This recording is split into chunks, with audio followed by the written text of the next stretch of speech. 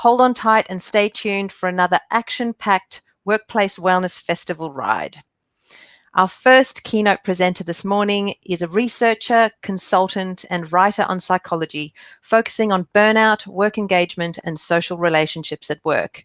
He is a world authority on workplace burnout, Honorary Professor at the School of Psychology at Deakin University, and Adjunct Professor at Acadia University in Canada. Welcome, Dr. Michael Leiter. It's a pleasure to have you opening day 2 of the festival with us this morning, and thank you for your time. Oh, it's a pleasure to be here. I wish I could be there, but it's nice being here virtually with you today and to be able to talk about a cheerful topic like burnout. So let's see what we can do with this. Wonderful. Over to you, Michael. Okay. Good morning. I am Michael Leiter. I'm now in Canada, having been at Deakin for a few years, and I'm continuing to look at job burnout. And I particularly am interested in burnout, looking at it as a relationship kind of problem, a problem that happens between people and workplaces, that the sort of the gap that happens that ends up feeling like burnout to people is really, it's really a breakdown in really the connection of people with that workplace. And it's not so much that there's something wrong with the person, it's not so much that there's something wrong necessarily with the workplace, but they're not really function together. They're not getting their mutual needs met with each other. And it's that kind of a problem because it's a relationship that has expectations, obligations, demands for performance, there's a lot. There's pressure on both sides. People expect a lot from their employers and employers expect a lot from their people.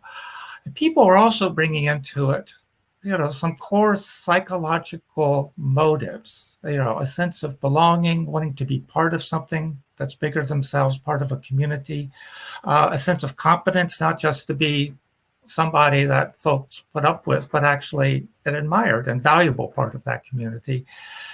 And looking to some degree of autonomy, some degree of agency, the idea that you're not always on the receiving end of what others are doing, but are also somebody who can make stuff happen. So that's what people are bringing to that relationship, and they're looking for that to be sort of delivered there.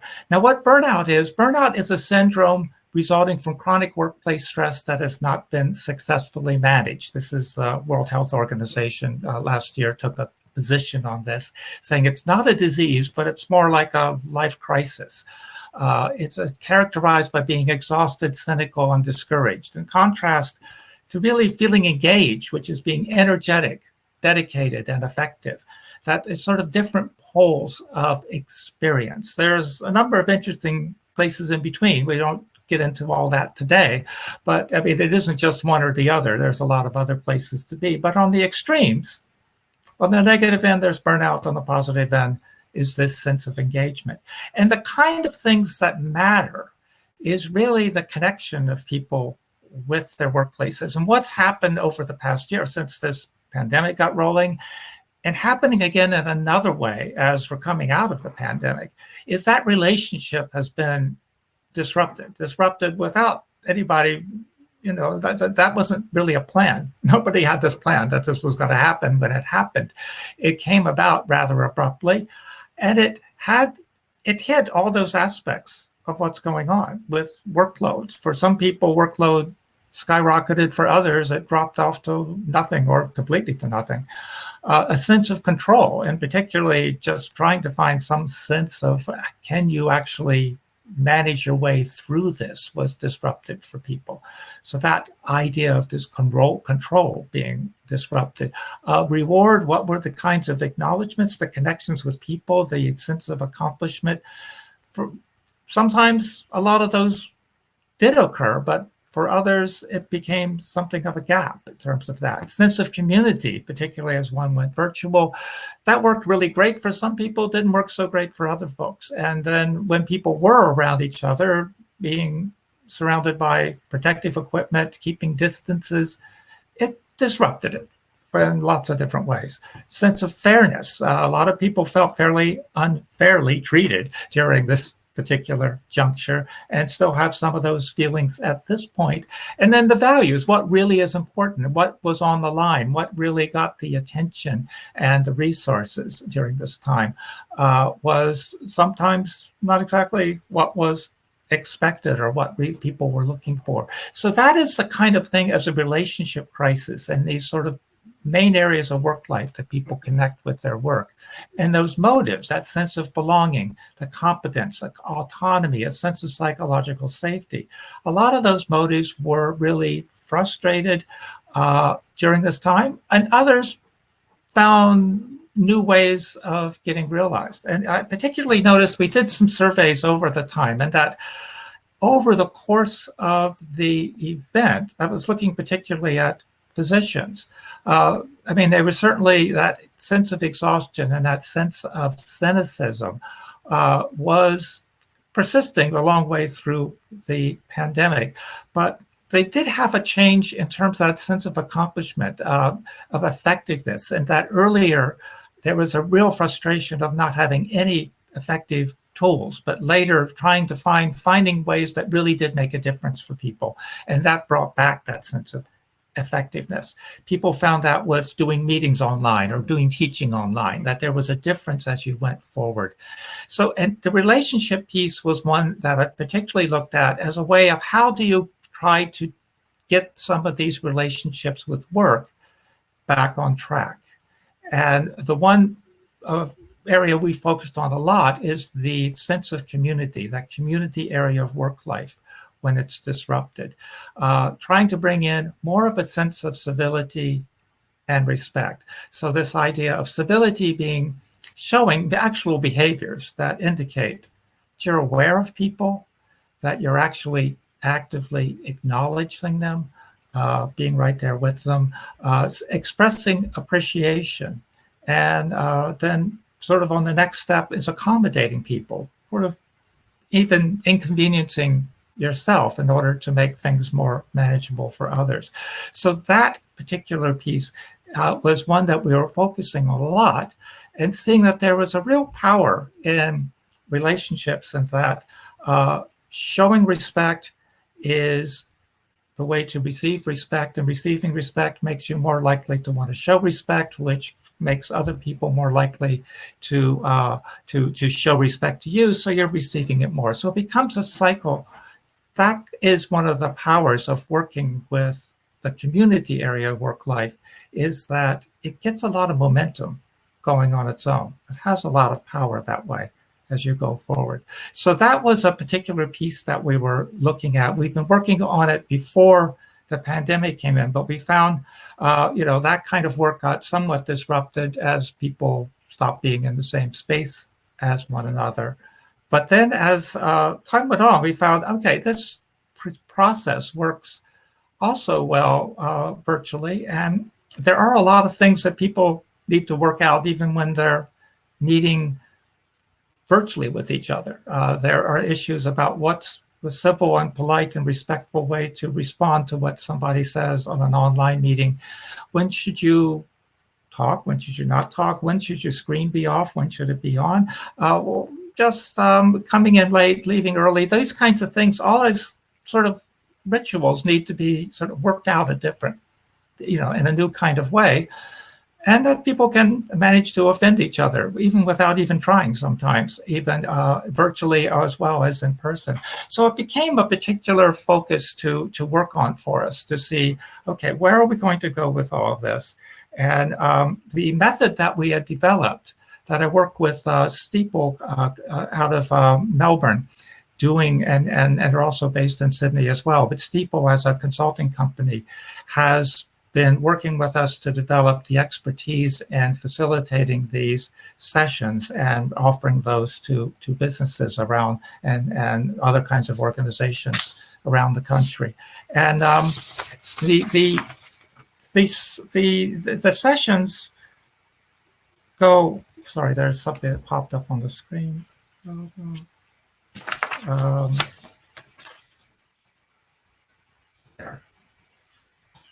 Sorry about that. That was an odd thing happened. Okay, this is a 5-session operation that starts off with the first session of looking at what are the issues of respect within this workplace. What is matching? What is mismatching? What is working for people and what is not working for people? And getting down to customizing it for that particular workplace. What is it that they have as their culture? The question is really, how do you show respect to each other? And let's talk about a particular incident where you really felt appreciated, respected, valued by your coworkers. What did they say? What were the kinds of conversations that happened? What were the events that prompted that kind of thing coming about? So that is where the thing starts. And you look at in that particular session, we look at sort of an initial survey that says, where are the strong points? Where are the strain points with this particular thing? Because the idea is that the relationships of people, it's really through those relationships that people encounter the culture of an organization. It's a very social thing, the organizational culture. It's not an ethereal body in any particular way, but it is a very social quality that people experience when they're talking with others, and they see how are people connected, how are they disconnected, and where is that on the rails and when is that off the rails. So that becomes an important part of that initial meeting, as well as just sort of working out how are we going to do this together, what are our ground rules, how is it going to happen with us. So that is certainly the first session concentrates on that and gets things set up for this group to work together to say, we're going to change the quality of our interactions with each other in order to facilitate things down the road and make that relationship of people with their community more fulfilling in terms of psychological safety, that sense of belonging. So that's the first session, and it works on that. The second session is on promoting respect. So the idea is that what really makes the difference between being sort of, okay, it's a job like any other job, it's just, okay, is it Friday yet kind of an attitude towards the work, and really being actively engaged and having that sense of energy and involvement and efficacy in your work. A big contrast between those two states is the amount of really positive stuff that you're getting from other people and that you are giving to other people at the same time. That both of those states both have a fairly low level of any negativity going on. Like if it's just a good job and it's fine, that state happens when, you can get very distracted from that by any negativity. So there's not a lot of negativity going on, but in that state, there's not a lot of positivity either. People are sort of low contact with each other. There's not a lot going on. Whereas with the engaged part of the center of the spread, that it's basically it's a lot of positivity, a lot of respect, a lot of active appreciation and acknowledgement of people happening.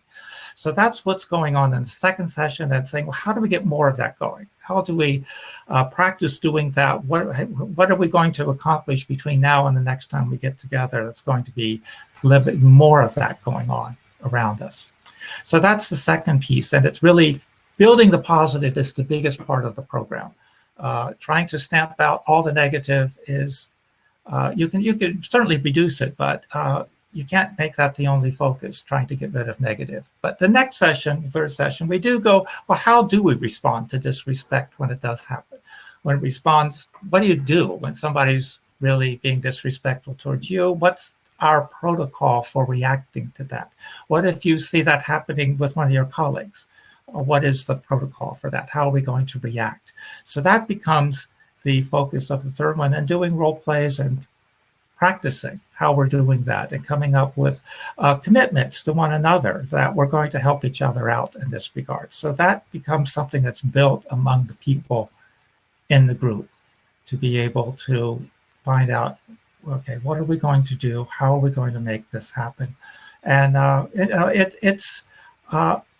it's a bonding kind of experience when people do make that kind of commitment. And they talk about in the following sessions how they saw somebody really feeling pressured in their job, and they did speak out about it, and that actually went okay, because what we work with are intact work groups, people who work together day in and day out.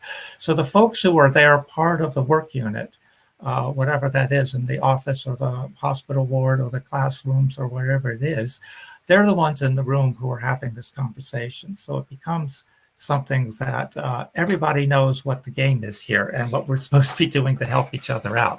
So that becomes an important piece of things. So that's the third sessions on that. The fourth session is sort of, in a way, saying, well, we can work things out within our particular group, but we have to deal with the outside world as well. So what are some of the things, what are our strategies for dealing with when we do have maybe customers who are really problematic, or we're dealing with people in the other parts of the organization? People, if you're working with a hospital, which I've done a fair bit, people in the laboratory services they get rather tired of folks at emergency always shouting at them about getting things done right away, and it has to start right away. They go, okay, yeah, we understand that's the business here, but we really don't need you yelling at us in order to make that happen more. Is there a way we can interact, or how do we handle that as a group when we do find there are people who take a habit of shouting at us? What's our strategy for getting out of that? How are we going to set up a protocol to react to that? So that's the fourth session. Then the fifth session is integrating it into the life of the unit. Like I said, the reciprocity has a lot of momentum and it carries things forward. Positivity prompts more positivity. And that is a powerful kind of dynamic, but you want to help it along. Like basically, people also are very good at backtracking to what they used to do. It's not really going forward on all cylinders all the time. There's a lot of good resolutions for doing things in a really positive and uplifting way that never quite reach reality. So it's good to put in structures and processes, putting in things like whenever we have a meeting, somebody's going to be in charge of coming up with some kind of story, some kind of tip, something on the issue of civility and respect at work and how we can integrate that more deeply into our lives, and other kinds of things like that build it into the life of the unit. So that is basically the message I wanted to give, is that burnout is a relationship problem. That relationship of work has been really disrupted as we went into the pandemic. It's getting disrupted in a different way coming out, as a lot of people have found the occasion as a moment to reflect on, is this really what I want to be doing? Is this how I want to be working? And some are choosing, no, I really want to do something different. And a lot of folks I find, particularly in North America now, and a lot of people are having trouble finding people to hire. You go into a restaurant or a store or whatever, and there's just not enough people working there. A lot of folks have decided they really want to take a different direction and build their career in a different kind of way. And so I think employers really need to know that they need to address these, look at those psychological needs, and make sure it's a fulfilling workplace. So thank you very much. Thank you, Michael, for taking the time to share with us this morning. Lots of light bulb moments and reminders on navigating these tricky times. So thank you.